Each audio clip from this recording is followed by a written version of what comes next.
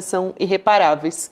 Mas a gente segue também aqui pelo nosso noticiário brasileiro, nacional. Boa. A gente teve uma novidade hoje sobre a Carla Zambelli, o caso da Carla Zambelli, da primeira turma do STF, condenando por 5 votos a 0 a deputada Carla Zambelli a 10 anos de prisão. Daqui a pouco a gente vai explicar essa história. Quem vai explicar melhor, na verdade, é Carol Brígido, que está chegando para conversar com a gente, né? Porque ela não vai ser presa agora e ela vai explicar o porquê.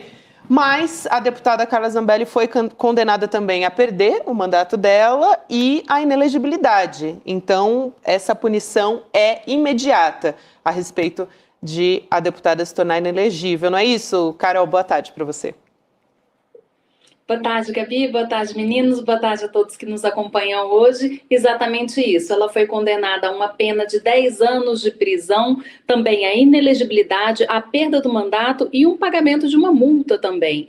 E dessas penas todas, a única que tem efeito imediato é a inelegibilidade. Ela fica inelegível por 8 anos a partir de 2022, que foi o ano que os fatos ocorreram. Lembrando que ela foi condenada porque entrou com a ajuda de um hacker no sistema do CNJ e inseriu documentos falsos por lá. Então, a partir de 2022, conta-se 8 anos, ela não pode mais figurar nas urnas. Mas por que ela não vai ser presa agora? Essa é a pergunta. Na verdade, ali no Supremo Tribunal Federal, o entendimento é o seguinte: quando alguém é condenado, essa pessoa só pode ser presa após o trânsito em julgado. O que é isso? Depois que forem julgados todos os recursos aos quais o réu tem direito após a condenação. E são recursos que são apresentados ao próprio STF, à própria primeira turma. A chance de se reverter a situação de Carla Zambelli é muito pequena. E ainda assim, ela responde em liberdade. Esse procedimento pode levar bastante tempo. Para a gente ter uma ideia, no caso de Fernando Collor, o ex-presidente, que foi condenado pelo STF em 2023, ele foi preso somente nesse ano de 2025, ou seja, levaram 2 anos para que esse trânsito em julgado ocorresse. Então, Carla Zambelli tem ali um período para se preparar para entrar na prisão. Lembrando também que, de acordo com a legislação penal brasileira, uma pena de 10 anos, ou seja, superior a 8 anos de prisão, ela é cumprida em regime inicialmente fechado.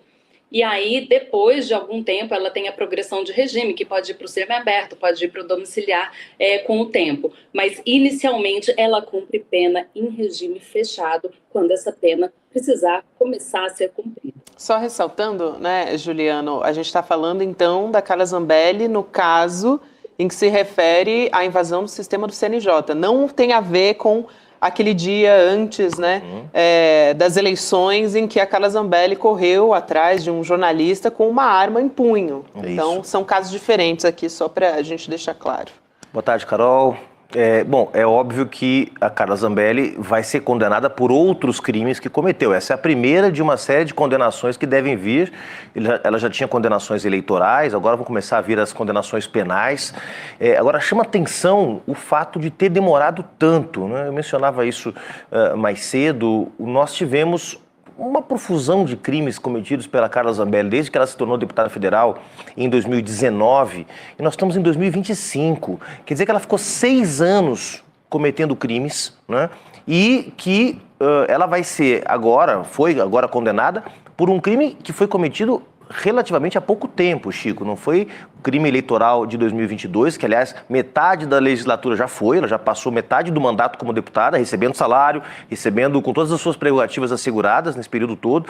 Não houve nenhuma condenação pelo Conselho de Ética da Câmara dos Deputados. A Câmara, impressionantemente, segue calada diante de tudo que a Carla Zambelli, Nicolas Ferreira e toda essa turma fizeram, seja na tribuna, seja nas comissões, sejam em entrevistas. Eu sempre conto um caso aqui, a Gabi e o Chico já ouviram muitas vezes certamente, que é da Carla Zambelli, nos primeiros meses como deputada federal, espalhando uma fake news de que os partidos de esquerda, em particular o PSOL, eram, de alguma forma, associados à pedofilia. Ela fez uma associação entre esquerda, os partidos de esquerda e a pedofilia. Naquela ocasião, o pessoal entrou com uma representação no STF, né, contra ela, por crime de difusão de fake news, e o ministro Celso de Mello, que era o ministro na época, arquivou a representação, dizendo que ela estava resguardada pela imunidade parlamentar. Então, desde então, depois o STF foi mudando seu entendimento, mudou seu entendimento sobre a gravidade das fake news, mudou seu entendimento sobre a prisão em segunda instância, e as coisas, e as abóboras foram se acomodando na carroça, né, Carol? Mas o que a gente viu foi uma certa leniência ao longo de um bom tempo, onde nem STF, nem Câmara, nem Ministério Público agiram para conter excessos, para dizer o mínimo, mas crimes cometidos por Zambelli, Nicolas Ferreiras e outros. E muitos deles, como é o caso do Nicolas, têm sido condenados a pagar indenizações por transfobia, por machismo, etc., mas seguem com o seu mandato e estão longe de ver uma ação penal nas costas. Exato.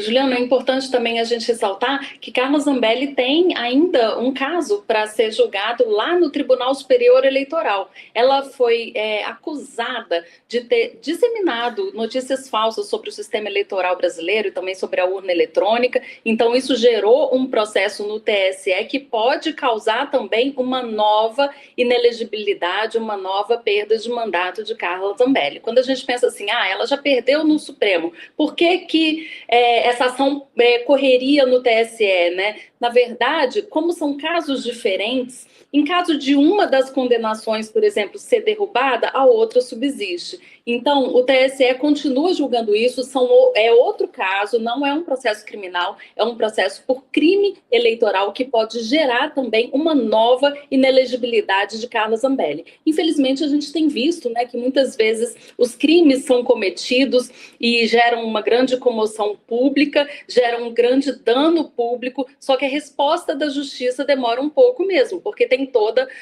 a processualística, né, tem toda a tramitação de um processo dentro do judiciário, ele não é tão rápido quanto a ânsia pela justiça que a gente vê nas ruas. Então, nesse caso do TSE, por exemplo, ainda falta o Ministério Público Eleitoral fornecer um parecer sobre o caso ao TSE para só depois ser elaborado um voto e esse voto ser submetido ao plenário do TSE. Não existe previsão de quando isso vai acontecer, mas o mais provável é que seja ainda esse ano. Então, tem aí num horizonte curto de Carla Zambelli, provavelmente mais um revés judicial na conta dela. Ô Chico, eu até para te colocar aqui na nossa mesa redonda de conversa, eu queria chamar a atenção, né, para a reação da Zambelli depois dessa condenação, porque ela disse que seria uma pena de morte. Muito parecido com a declaração do Bolsonaro. A mesma, né? Ela não sobreviveria ao cumprimento de uma pena na cadeia, ela disse. É um plágio. Essa gente é frouxa e eles combinam ali plágio, as mesmas declarações. A entrevista dela hoje passa assim, uma ideia de quem não vai para a cadeia. Primeiro ela diz, não aguentaria, não suportaria os 10 anos. Ela conta com o espírito de corpo ali dos colegas deputados, e ela cita o caso do Ramagem, então você vê que são palavras de alguém que acredita que não vai passar um dia sequer na prisão. Ela diz que recebeu o telefonema solidário apenas da Michelle, não do Bolsonaro, que o Bolsonaro está magoado com ela há muito tempo, né? Então, o que mais chama atenção, Gabi, é essa ideia de que alguém que já fez tanto, aprontou tanto, e nunca foi punida, nunca mexeram com nada da vida dela, nem da vida parlamentar, nem como cidadã, nada, nunca enfrentou obstáculo algum, ela continua com a mesma convicção que seguirá impune. É difícil, né, pensar, é muito otimismo, né, Carol? Porque ela não tem, STF, não tem mais uma instância para ela recorrer. Acaba o jogo aí. E não tem nada a ver com o caso do Ramagem, é bom deixar claro. Ela quer jogar nessa confusão, né? O caso do Ramagem, a gente vai falar daqui a pouco, mas o caso do Ramagem é parte de um acordo que o Hugo Mota fez com o bolsonarismo na eleição para a presidência da Câmara. Ele ia pautar algum tipo de anistia, ele prometeu e cumpriu. A Carla Zambelli está totalmente isolada na Câmara dos Deputados, não tem solidariedade de ninguém. Se for votar a cassação dela lá... isolada pelo bolsonarismo, né? Exato, então, ela está rifada aí na parada.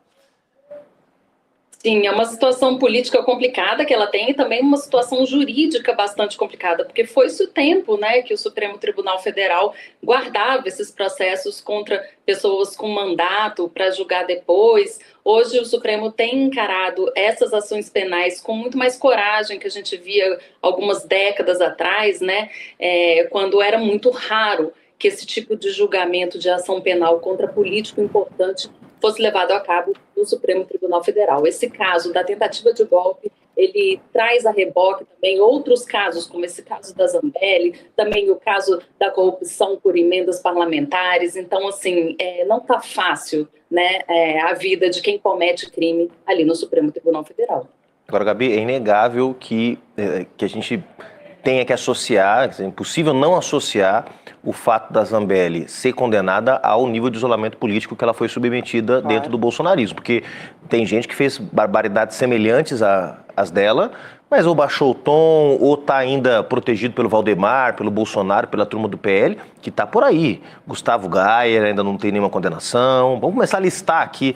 O Gilvan da Federal, que foi afastado pela presidência da Câmara, também não tem nenhuma condenação, e por aí vai. Se a gente for espremendo, a moça lá de Santa Catarina, a Ana Ottoni, eu nem lembro mais o nome da moça, quer dizer, tem gente que... A Caroline, né? Gente que difundiu... mentiras nas redes, que cometeu crimes, fake news, etc. e tal, fora o caso dos vários e várias deputados e deputadas envolvidos na defesa do golpe de Estado de 8 de janeiro, que estão lá cumprindo seu mandato tranquilamente na Câmara dos Deputados. Eu acho que é uma excelente lembrança a gente sempre lembrar, né, dos nomes dessas